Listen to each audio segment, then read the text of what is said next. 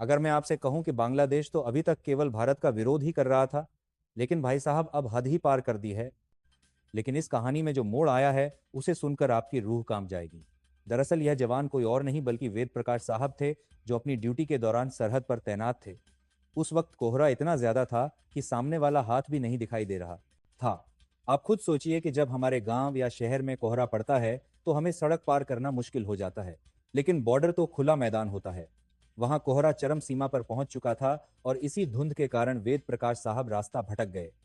कहा जा रहा है कि वह गलती से लगभग 100 मीटर बांग्लादेश के अंदर चले गए थे, जहां वहां की भीड़ ने उन्हें पकड़ लिया। लेकिन क्या यह बात पूरी तरह सही है? मीडिया में यही चल रहा है, लेकिन पूरी बात कोई बता ही नहीं रहा। असल में उस समय सरहद पर कुछ बांग्लादेशी घुसपैठिए भारत के अंदर घुसने की कोशिश कर रहे थे। हमारे बीएसएफ के जांबाज जवानों ने उन्हें खदेड़ना शुरू किया और वो भागकर वापस बांग्लादेशी घुसपैठिए लादेश की तरफ गए। उसी अफरा तफरी और घने कोहरे के बीच वेद प्रकाश साहब रास्ता भटक गए। वहां के लोगों ने उन्हें घुसपैठियां समझा और उन्हें पकड़कर ले गए।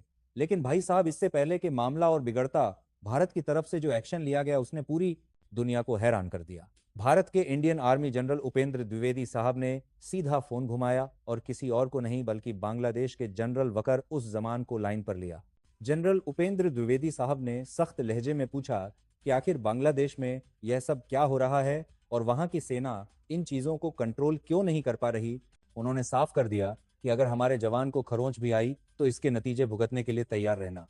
बांग्लादेशी जनरल ने डरे हुए लहजे में कहा कि हम हिंदुओं को और भारतीय लोगों को सुरक्षित रखेंगे और आपके किसी भी बंदे पर आंच नहीं आने देंगे।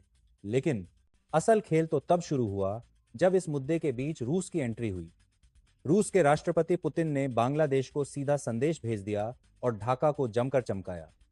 रूस ने साफ कर दिया कि बांग्लादेश का जो न्यूक्लियर पावर प्लांट रूस और भारत के सहयोग से बन रहा है, अगर भारत के साथ तनाव बढ़ा तो रूस अपना सारा सपोर्ट खींच लेगा और बांग्लादेश अंधेरे में डूब जाएगा।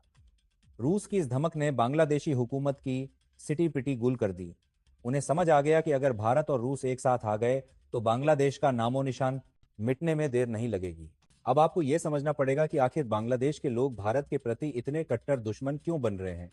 इस पूरी नफरत का जो मुख्य कारण है वह यह लड़का है जिसका नाम उस्मान हादी है।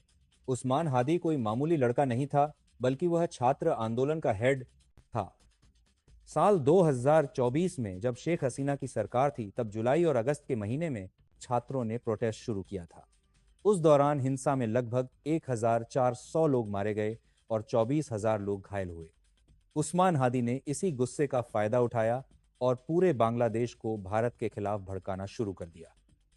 उसने एक ऐसा नक्शा जारी किया जिसमें भारत के 7 राज्यों और बिहार तक को बांग्लादेश का हिस्सा दिखाया गया था। लेकिन अभी हाल ही में इस उस्मान हादी की मौत हो गई।